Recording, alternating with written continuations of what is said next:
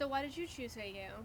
Well, I always wanted to be a journalist. I wanted to be a reporter, and Washington, D.C. was the place to be, I think, because, there's a Capitol building. I was excited about the possibility of attending hearings or talking to lawmakers or maybe someday going to the White House press briefings. So to me, it was the place for a reporter to be. And so I chose AU and DC. And why did you want to come to AU? Well, I think for two reasons. I think number one, I grew up on this campus because of you. I've been coming to this campus since I was 5 years old, so it always really felt like home. I don't think it was a really hard decision when it came to accepting and finally making a decision for college. And I think also because I also wanted to be a journalist, and DC is very much the place to be. I always wanted to be one of those reporters in the White House, and I figured if I wanted to do that, I don't think that there's a better place to be than DC and AU. So when I told you I wanted to study at SOC, how did you feel? Well, to be honest, I wasn't surprised because I brought you to my classes, to the AU campus ever since you were, I think, 7 years old. So I thought, well, this is just, a natural decision for my daughter to make. And in fact, I remember when you told me that you had been accepted at AU, I remember that when you got that envelope, you just sat out on the front porch, ripped the envelope open, and said, I got into AU, and then came up and we, hugged, you gave me the biggest hug, and I thought, all right, I feel really great about this decision too. And you were so excited, so I knew this was a place you always wanted to be in.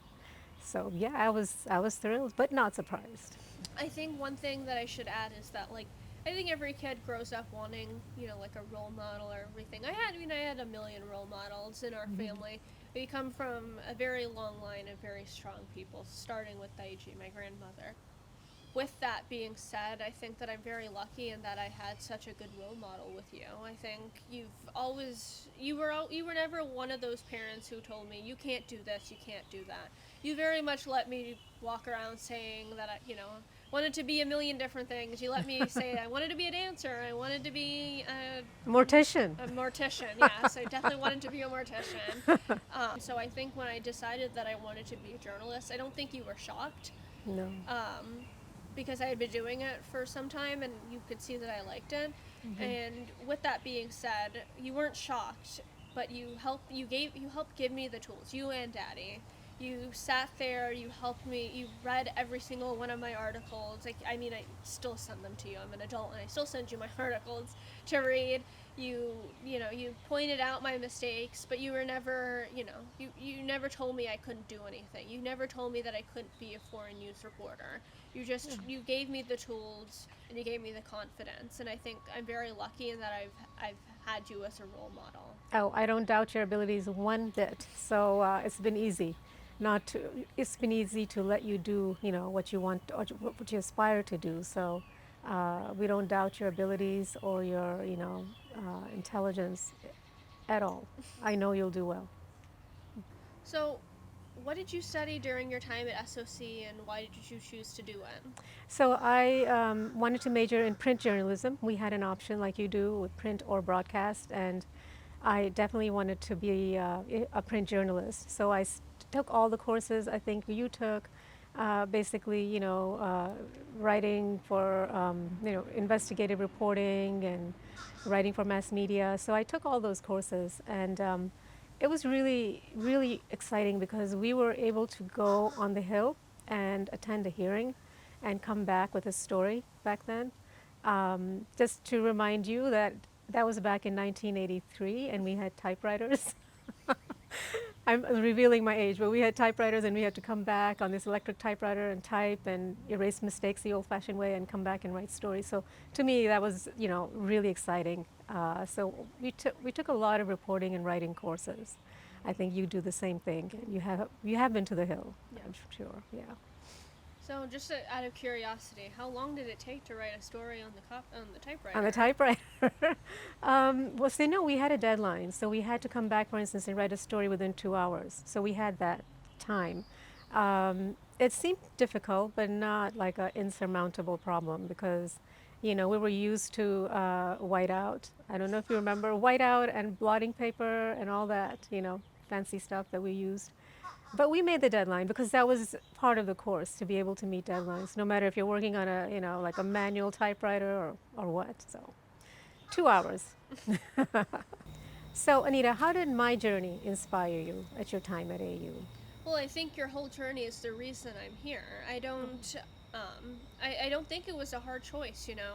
I think in the back of my mind, when I was applying to all these different schools, I mean, I didn't really apply to anything really far away. It was never my intention. I was only 17 when I came to college.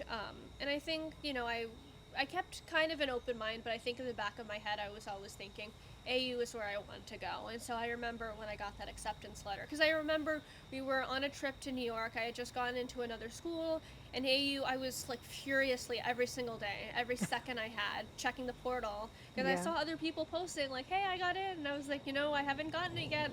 Like, it's, you know, like trying to calm myself down. And I Right. remember that day, that morning, before we had left to come back to DC, I had checked the portal and I still hadn't had anything.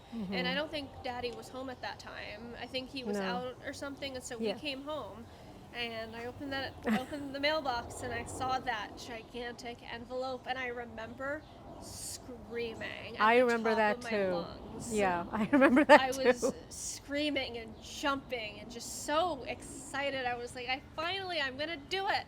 And I remember just saying without a doubt, that's it, or that's it. And I Right. remember literally 20 minutes after opening that letter, I posted on Instagram, I'm going to AU.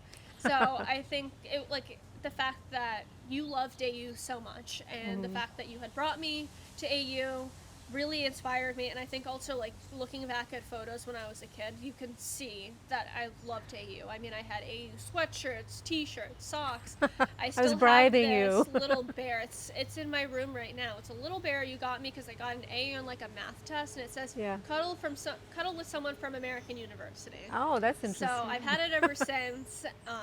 And so Yeah. I think it was just an obvious thing. And I remember when I told my teachers the next day I'm going to AU, I remember my favorite teacher, Mr. Turner, saying, "Of course." Like, without a doubt, he was just like, "Of course." What other university Yeah. would you be going? And I remember telling my journalism professor, because I was taking a journalism course that semester, and she goes, "Of course you're going to be a journalist." I don't think it was a surprise to a lot of people by that time. That's great.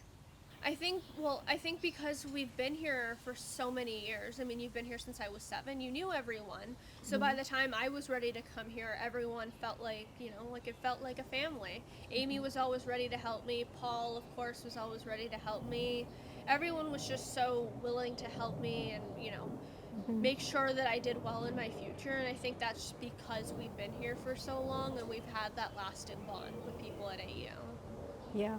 Well, I agree with you. It's been a real treat for me to have you at the same university where I teach, and to watch you grow into an accomplished and confident young woman. So before my very eyes, and it's unique. It's a unique thing to have that happen. And some of my favorite moments are after class. I would come up and we would have coffee, or just talk about your day, people you've met, friends you made, what exciting opportunities you have and what you want to do. So it was, for me, I was actually reliving my experiences at AU, and marveling in how similar and how different it was.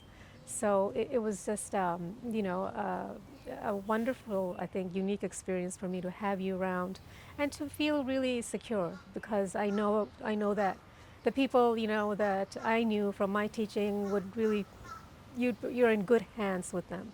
And so, I thought I was the luckiest person in the world to have my own daughter studying at the same university where I, grew to love so much. I think it's really special, the bond that we've always shared, and I think what makes it unique is that you were also in the same exact position when you went to college, because my nana, my grandfather was also a professor at a college, and my mom ended up going to the same True. university as that he taught.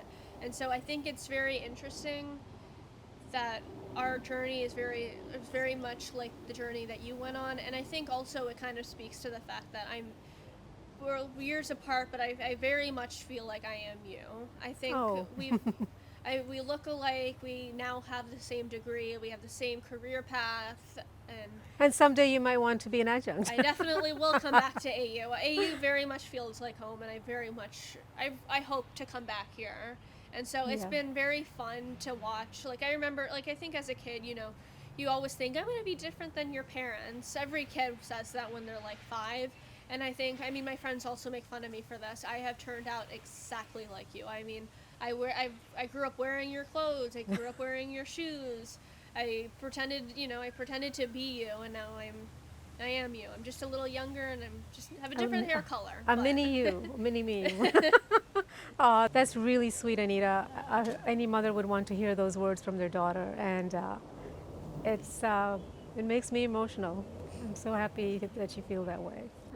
Well, now that I'm graduating, I mean, in a very literal sense, my job could take me anywhere, although I don't really think it will at any time soon. But I think the number one thing I want you to realize is that I've always been close to home, and I'm always going to be close to home no matter what. This is my home. I grew up here. I was not born here, but I grew up in this city. It's been my home for I'm 22 now. I'm 22 years. It's always going to be my home, and no matter where I go in life, whether it's to Cairo or New Delhi or Beirut, I'll always come back home. I'm not going to be like other people in our family and live abroad. I don't have the language skills to do it, and B, it wouldn't feel like home. DC is my home. I don't think I'll ever really truly leave here, and I think most people in my life know that. I'm pretty much anchored here for a very good time, and I think that even if I do a stint abroad, it won't be for long. I'll always come back home. Well, that is a comforting thought. And if you happen to go to New Delhi, maybe I'll tag along and say I can get to see my relatives, and I can, be there and enjoy myself while my daughter is working really hard. That's comforting. Thank you, sweetie.